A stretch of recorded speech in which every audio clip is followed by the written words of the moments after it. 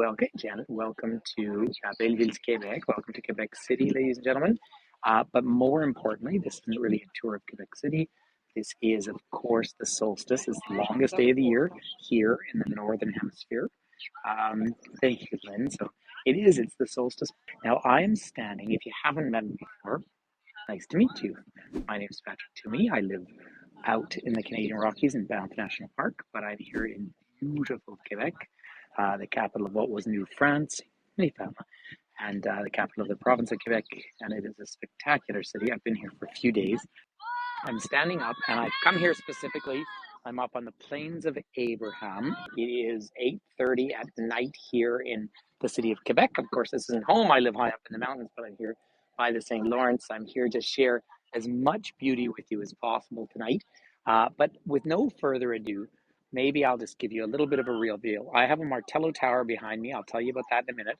But let's just have a look at the sky this evening in the province of Quebec. So I'm not that far north. I'm in a famous winter city here, of course. And why is it a famous winter city? Well, they have upwards of 8 months of, eight and a half months of snow. There is the mighty St. Lawrence. I am looking straight south right now. Sunset is officially 8:43 this evening here. If we were to draw a line across the world here, we would be right down in sort of southern Switzerland, northern Italy. It's surprising how far south we are here. But I am up here on the plains of Abraham. Abraham himself was a farmer, came here in the early mid 1600s. Of course, the city of Quebec, or the community, New France, was established really fundamentally in about 1608. It's often called the oldest city in North America. Someone asked the other day about St. Augustine in Florida. It's a good question, but that was sort of a failed settlement several times.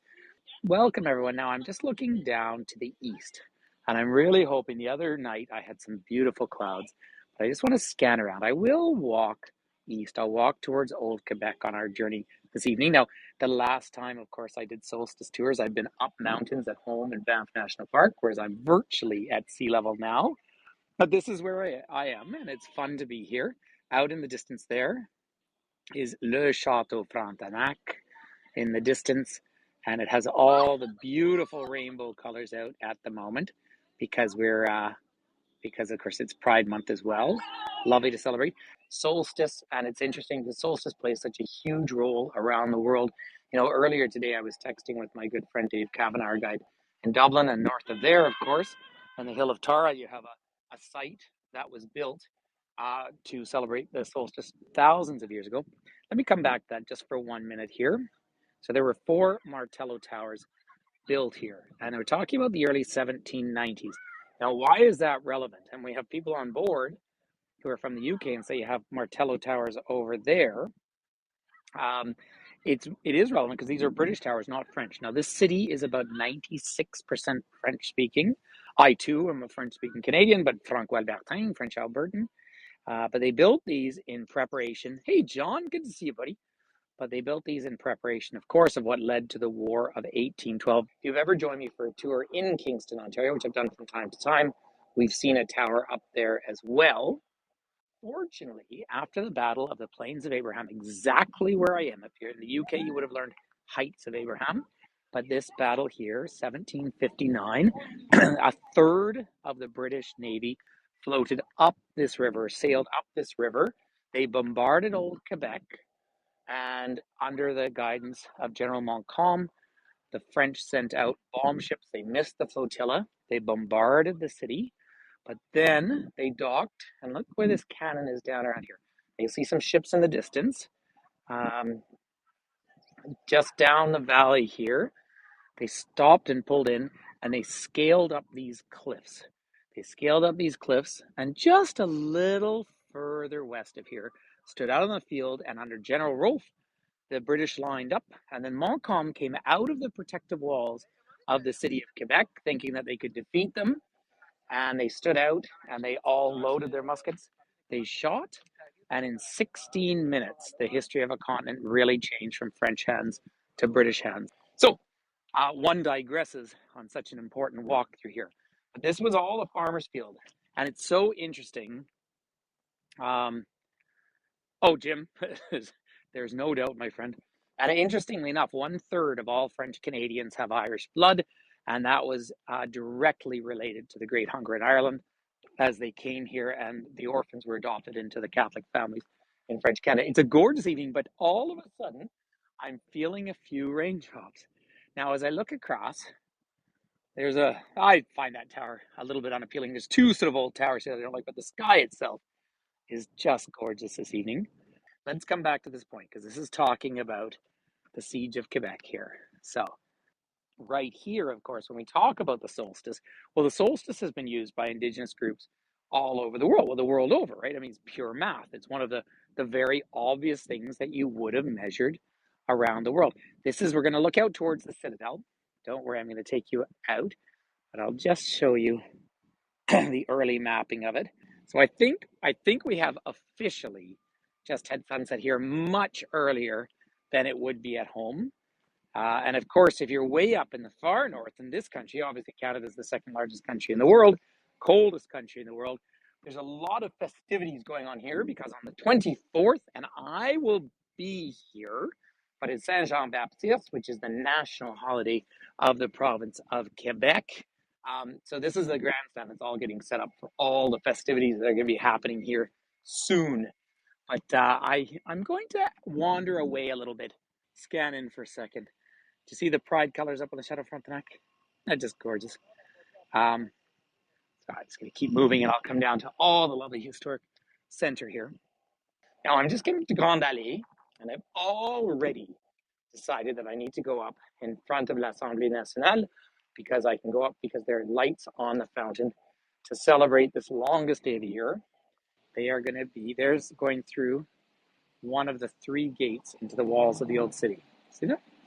It's just gorgeous to see the only walled city north of Mexico. But here we are at Assemblée Nationale du Québec. So there's the fountain. There's the government of Quebec up there. So the province of Quebec is sitting at about 8 million people, 90% of whom speak French as a first language. Up in the distance. Now, everything is lush and alive and vibrant here right now. The green has all come out and it's beautiful. I don't know if you can hear it, but the bells are ringing on Parliament. Are you able to hear the bells? Maybe not. Oh, you can. But let's keep going then. There's just so many people out front. There's obviously something happening. But let's head down to the gate. Now, some of you did walk here with me the other day, but it's just so worth it to come down on. Thanks, me. To come down here. Lovely fellow. Look at the gate here now. So 3 main gates on this side. There are 2 levels. Thanks, John. 2 levels to Old Quebec, Upper and Lower Town, of course. And the Lower Town is where the original settlement was. And Canada in general, but particularly French Canada, has really built an idea or a self-identity around peace and peacekeeping. And I think it's a is that right? I think it's a pretty spectacular, broader concept to unite around because there's a lot of commemorative things out here right at the moment of different meetings. I'm just coming through here, so this is a little echo. So I am inside the walls here. So suddenly I'm in the old walls of Quebec, the old town. However, and let's just have a little bit of architectural fun. We're doing perfectly for time. Let's make our way right down back to the St. Lawrence to celebrate this solstice together. Now have a look at the corner. See, having this, which looks very French to you, and it is, but it's really sort of Georgian architecture down through here. And then all of a sudden in different places, in fact, I can show you one just on the corner if I don't get run over. Everyone's very law-abiding in Quebec, so I feel like such a rebel crossing the street. Look at the side of this house up here. See that big bay window standing out there? Have a look at that. So that's your Victorian architecture. Keep in mind, right? The British take over the colony in 1759. They signed the Quebec Act in 1863, which really pretty much terminates the French presence in all of this part of New France. And so then for another 100 years, but more importantly for 50 years leading up to the American War of Independence, which is only 10 years, and then the War of 1812, it becomes very British. And so here's where a fusion. These 2 buildings to me just encapsulated. The building on the left with the curved roof is the second oldest up here in the upper part of the old town. And then check out this next building over, your bay windows, big slanted flat roof, which is very common in this province, and you have this very distinct Victorian architecture. But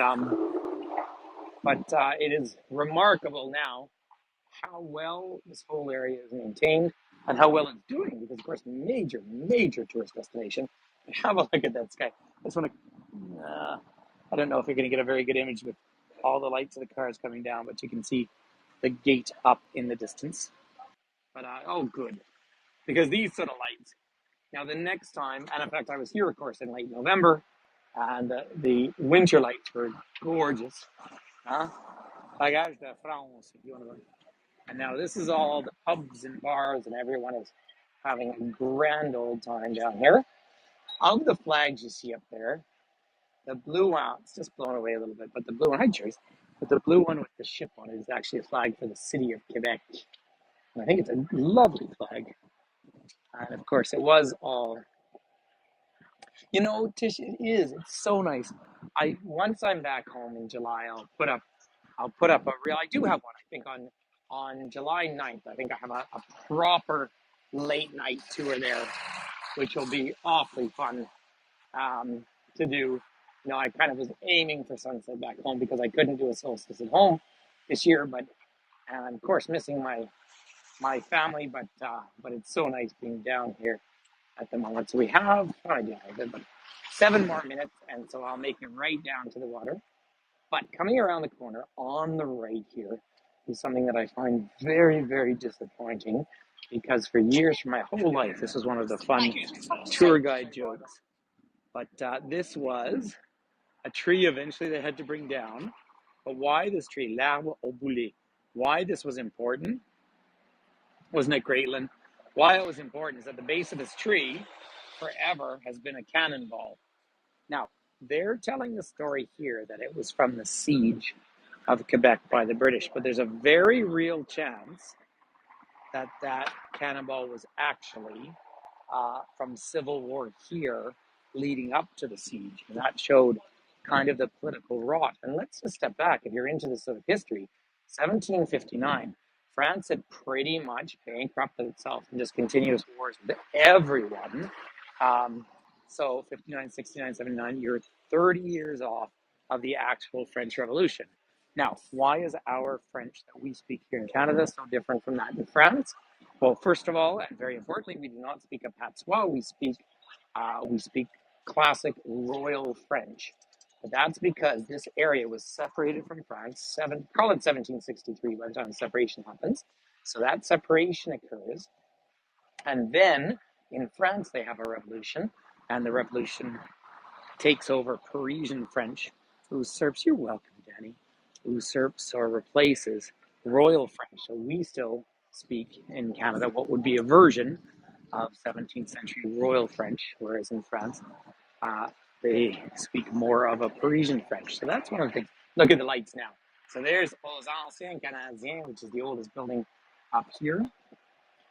And then the old town, though, down below is where you really get the history of it. Isn't it lovely this evening now? Now, right at the end of the street, and we will time ourselves. Hey, Kristen, nice to see you. I'm just going past some Inuit art galleries. But this is what a lovely building, and the steep roofs. And it was your responsibility to clear your snow off the roof, which is very important. Thanks, Durden. Let's head down to the end of the street, because with the lights coming through quite nicely, right at the end of the street is the statue of Samuel de Champlain, who was the first governor of New France. Of course, Jacques Cartier was the first French explorer to sail down here, or up, we should say, isn't it, Louis? To sail up the St. Lawrence, and of course made it as far of what became the island of Montreal. He couldn't go any further because of the rapids, and they are to this day known as Les Rapides de la Chine, or La Chine, which means China Rapids, because of course Cartier was not looking for Canada.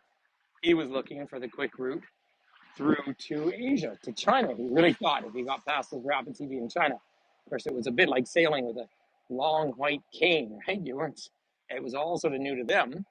However, he did meet the Algonquin peoples from this area, who pointed back to their village and said Canada, and he took that as being the land. That's why Canada has its name.